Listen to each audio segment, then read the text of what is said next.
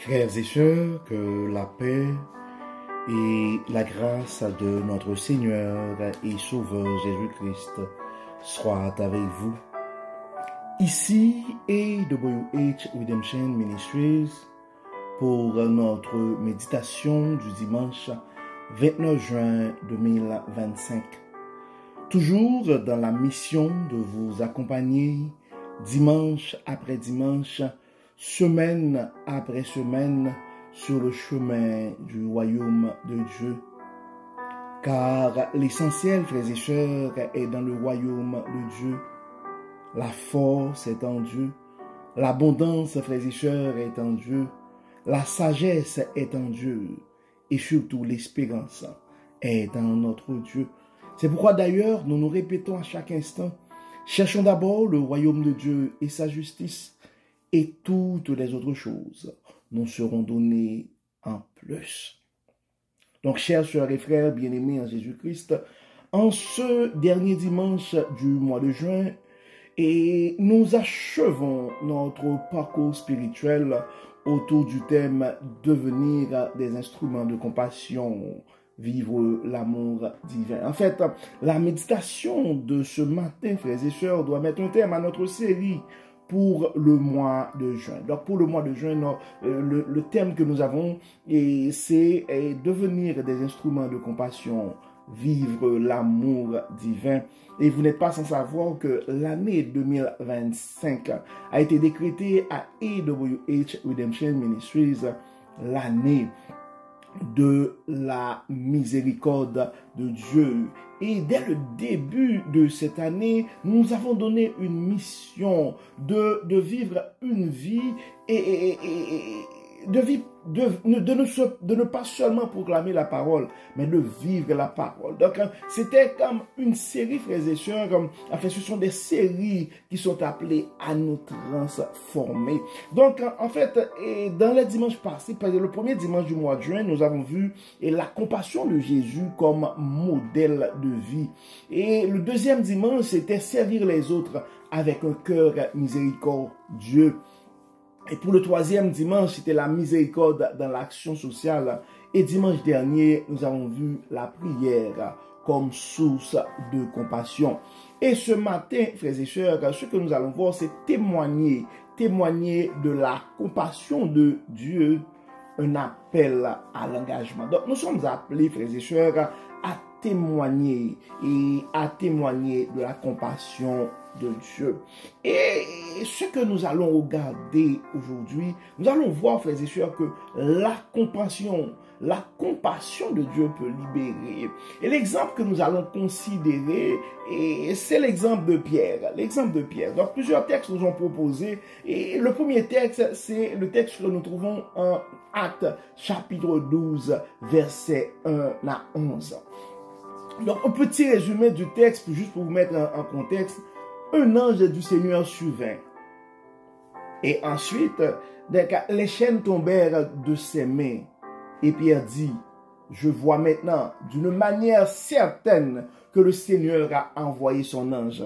Et donc, c'était en fait une forme de témoignage de Pierre. Vous pouvez prendre le temps pour les raisons de temps et nous n'allons pas lire tous les 11 chapitres de ce texte d'Acte 12. Donc, je vous invite à faire la lecture.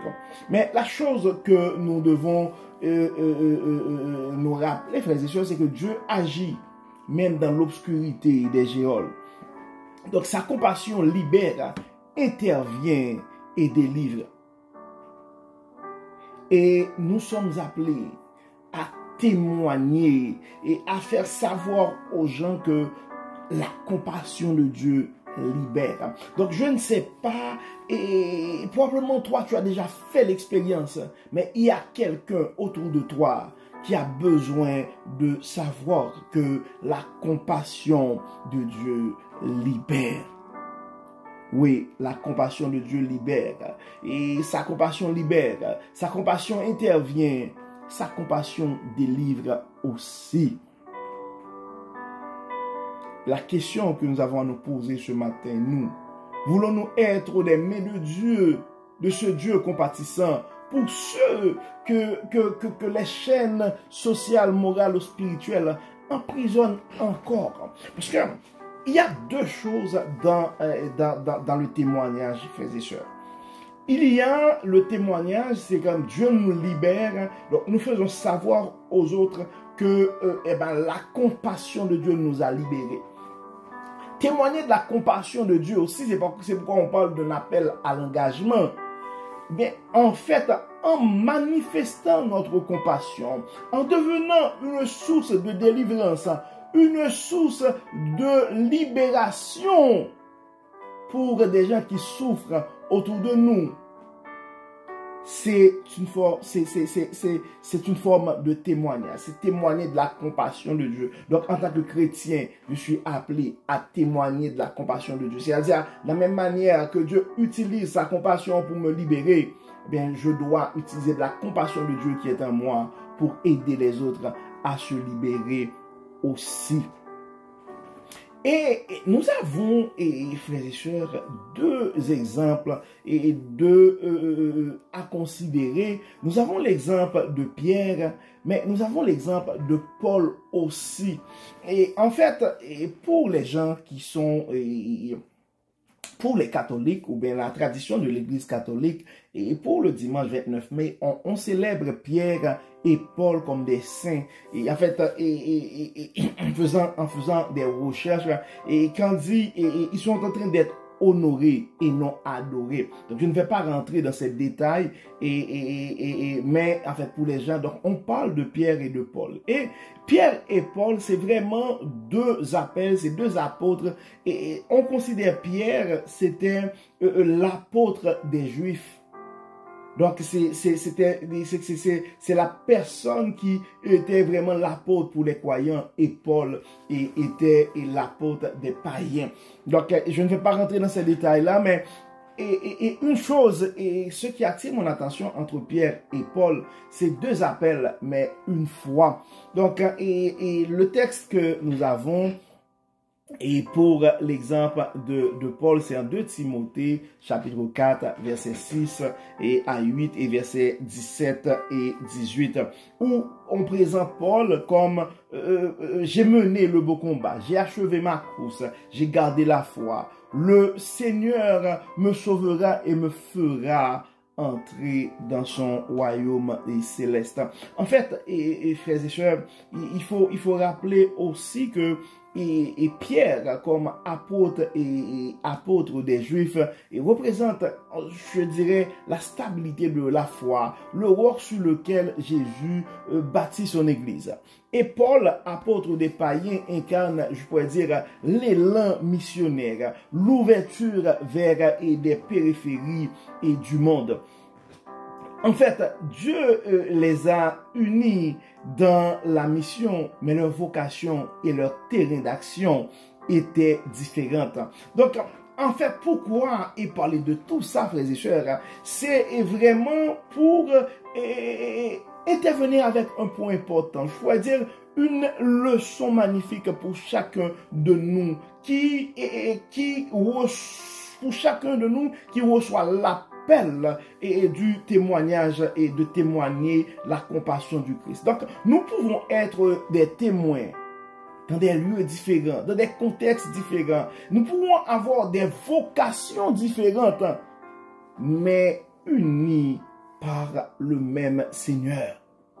Comme le rappelle en fait l'apôtre Paul, 1 Corinthiens chapitre 12, verset 4 à 6, il y a diversité de dons, mais le même esprit, diversité de services, mais le même Seigneur. Tu n'es pas appelé à être Pierre ou Paul, mais tu es appelé à être toi-même. Là où Dieu t'a placé avec des dons qu'il t'a confiés. Ça, c'est très important, frères et sœurs. Parce que nous avons dit tantôt que nous sommes appelés à témoigner de la compassion de Dieu. Donc c'est sûr, c'est l'appel, c'est le message d'aujourd'hui. Donc quand Dieu a utilisé sa compassion pour nous, nous devons témoigner la grandeur, la compassion de Dieu dans nos vies et comment Dieu a pu transformer nos vies. Mais c'est un appel aussi à l'engagement. L'engagement d'être une source de délivrance, une source de libération pour quelqu'un en utilisant la compassion de Dieu qui est en nous. Mais nous devons nous rappeler que nous pouvons avoir des appels différents. Mais la foi, la mission reste le même car nous sommes tous des ouvriers dans la vigne du Seigneur. Et n'oublie pas, il est le maître de la moisson. C'est à lui de décider où il va, et là où chacun de nous, et où il va nous assigner. Et je vais utiliser ce thème et de préférence.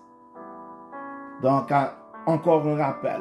Tu n'es pas appelé à être Pierre ou Paul, mais tu es appelé à être toi-même. Là où Dieu t'a placé, avec les dons qu'il t'a confiés. En fait, le dernier point, frères et sœurs, c'est témoigner aujourd'hui, et c'est un défi concret.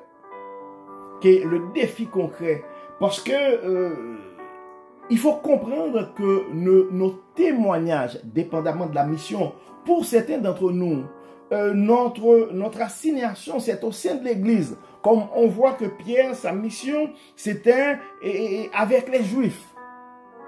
Alors que Paul, lui, devrait aller en mission ailleurs pour les non-païens. Et on a vu, c'est ça toute la beauté de l'assignation. Bien, le message de Paul n'a pas été reçu par les Juifs. Mais il l'avait compris, et il a exposé le Christ aux païens. Donc, chacun de nous a une mission et il n'y a pas une assignation qui est meilleure que d'autres. La seule chose, c'est de nous assurer que nous sommes à la bonne place. Donc, quand Dieu nous envoie à Ninive, nous allons nous assurer que nous allons nous rendre à Ninive.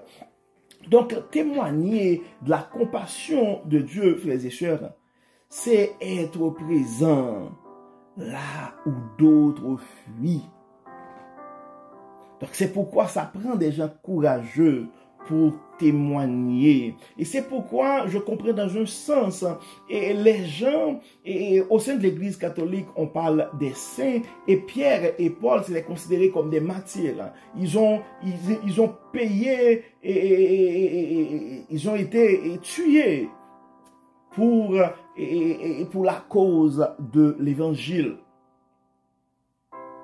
Donc, être présent là où d'autres fuient, c'est témoigner, et c'est témoigner de la compassion de Dieu. Donc, c'est pourquoi ça prend du courage. Servir avec patience, même sans reconnaissance. Donc, ça prend la patience, ça prend le courage, mais ça prend la patience aussi. Et ça peut arriver que tu es dans le ministère et les gens vont t'accuser, les gens vont penser que tu cherches quelque chose de personnel. Et des fois, et avec tout ce qui se passe sur les réseaux sociaux, on voit que les gens ont un grand vide de reconnaissance. Donc, ils vont essayer de tout faire pour attirer l'attention, pour être reconnus. Donc, témoigner de la compassion de Dieu, c'est servir avec patience, même sans reconnaissance. Et témoigner de la compassion de Dieu, c'est pardonner, même quand c'est douloureux. Oui, c'est pardonner, même quand c'est douloureux. Le chemin, notre parcours, et le chemin du royaume, ce n'est pas un parcours sans détour, frères et sœurs. Donc oui, donc il va y avoir des situations où ce sera difficile pour nous de pardonner. Mais nous devons nous rappeler que témoigner de la compassion de Dieu, c'est pardonner même quand c'est douloureux. Et nous pouvons, l'exemple parfait que nous avons, c'est l'exemple de Jésus-Christ. Père, pardonne-leur car ils ne savent pas ce qu'ils font. Et témoigner de la compassion de Dieu aussi, c'est s'engager même quand c'est risqué. Donc, le fait qu'on soit assigné, le fait qu'on soit appelé, ça ne veut pas dire que les choses les choses seront toujours belles. Et donc, dans certains cas ou à certains moments, frères et sœurs, donc, nous aurons à faire des bonds dans l'obscurité, car c'est pas toujours, le ciel n'est pas toujours bleu clair. Donc, s'engager et donc témoigner de la compassion de Dieu, c'est s'engager même quand c'est risqué. Donc, chaque main tendue, chaque prière offerte, chaque gestion, chaque geste de soutien, disons, c'est le visage du Christ que nous montrons au monde, et frères et sœurs. Donc, ce n'est pas l'uniformité de nos vocations c'est ça qui fait notre force. Mais c'est l'unité de notre foi en Jésus-Christ. Donc, et c'est pourquoi, frères et sœurs, comme Pierre et Paul, restons unis dans la diversité, confiants que Dieu agit à travers chacun de nous selon notre appel unique. Donc, pendant que nous mettons je pourrais dire, un terme à cette série du mois de juin, frères et sœurs, posons-nous cette question. Comment allons-nous devenir des témoins actifs de la compassion divine là où nous sommes? Mais c'est probablement la question à te poser ce matin, mon frère, c'est la question à te poser ce matin, ma sœur. Comment vais-je devenir un témoin actif de la compassion divine là où je suis? Et nous avons besoin de l'aide du Saint-Esprit pour répondre à cette question. C'est pourquoi nous allons prier comme d'habitude. Et nous allons prier comme d'habitude. Nous allons demander à Dieu de nous assister et afin que nous puissions vraiment manifester, témoigner, être des témoins actifs de la compassion divine. Dieu Père Tout-Puissant, nous te disons merci pour ton amour. Merci pour ta grâce, ta fidélité. Merci Seigneur pour les révélations, pour ta sagesse que tu nous as communiquées à travers cette série pour le mois de juin.